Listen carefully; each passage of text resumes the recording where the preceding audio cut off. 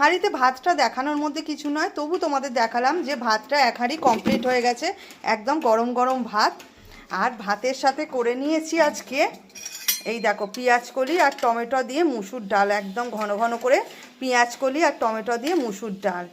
আর সাথে আছে বেগুন ভাজা, একদম এই দেখো গরম গরম বেগুন ভাজা গোল গোল করে ভেজেছি।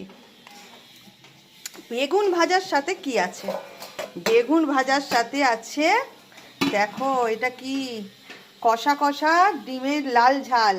দেখেছো কেমন দেখতে হয়েছে বলো তো ডিমের লাল ঝালটা, এটা করেছি। আর যেটা স্পেশাল বলছিলাম, স্পেশাল কি করেছি, স্পেশাল রান্না হচ্ছে এইটা ব্রোকলির, এটা ছোট ছোট চিংড়ি মাছ দিয়ে আলু দিয়ে কষা কষা তরকারি করেছি। এটা শীত, এই পুরো শীতেতে এই প্রথমবার করলাম ব্রোকলির। এইটা খেতেও আমাদের পরিবারের সবাই খুব ভালোবাসে। একদম কষা কষা তরকারি করেছি ছোট ছোট চিংড়ি মাছ দিয়ে। আর এইটা হচ্ছে কাল